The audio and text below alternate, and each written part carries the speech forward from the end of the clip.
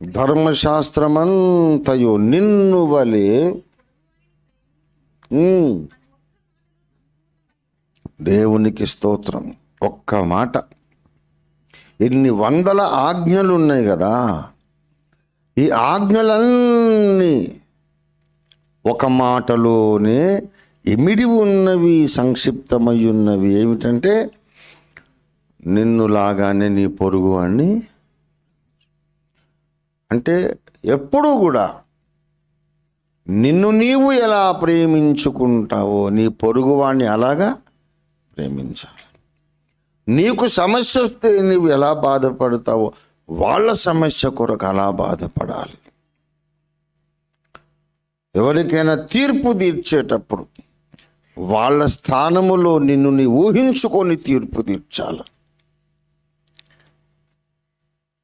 Try to place your feet in the other man's shoe. వాని shoe లోపల నీవు కాలు పెట్టి నిలబడు. అప్పుడు ఆ సిచ్యువేషన్ నీకు అర్థమవుతుంది. అప్పుడు జడ్జిమెంట్ ఇవ్వు.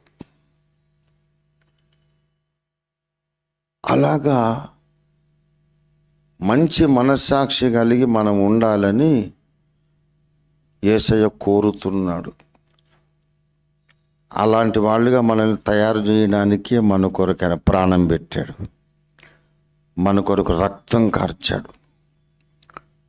ఎందుకు తెలుసా? అది కూడా నిన్ను వలె నీ పొరుగు వాడిని ప్రేమించు అనే మాట అందులోనే ఉంది.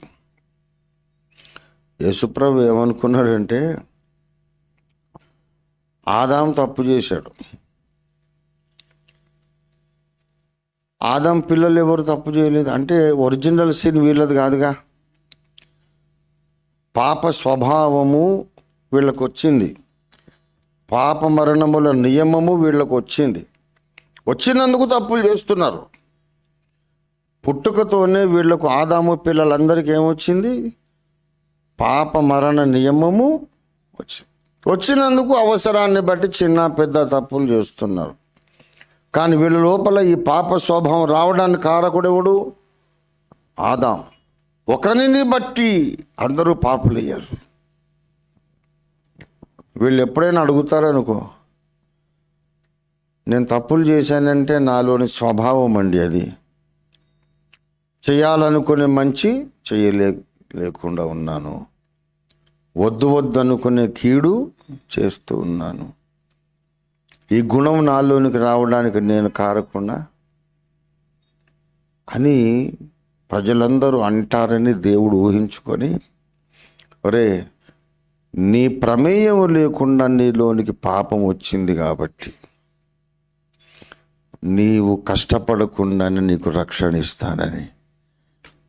ఎవడో చేసిన దానికి నువ్వు పాపివయ్యావు కదా. ఎవడో చేసిన యజ్ఞం కొరకు, యజ్ఞాన్ని బట్టి నువ్వు పరిశుద్ధుని అయిపోయి. ఆదామును ఒకని యందు అందరం పాపులమయ్యాం, క్రీస్తుని రెండవ మనుషుని యందు అందరము దేవుని బిడ్డలమై. ఇది దేవుని న్యాయం. ఎంత ఆలోచించిన ధర్మశాస్త్రం అంతా కూడా జస్టిస్ అనే దాని మీద ఆధారపడి న్యాయము న్యాయము న్యాయము న్యాయం.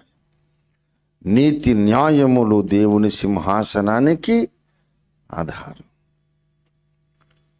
ఆ దేవుణ్ణి, క్రీస్తును మన హృదయములో ప్రభువుగా ప్రతిష్ఠించాలి. అంటే మన హృదయంలో కూడా ఆయన సింహాసనం వేస్తే ఏముండాలి? మన హృదయంలో నీతి ఉండాలి, న్యాయం ఉండాలి. క్రైస్తవుడు అంటే అడ్డగోలుగా బ్రతికేసేయడం కాదు, లోకస్తులలాగానే బ్రతకటం, స్వార్థం, ధనాపేక్ష, ఇంకొకటి బాధ పట్టించుకోకపోవటం, నేను బాగుంటే చాలనుకోవడం క్రైస్తవ జీవితం కాదు కాదు కాదు.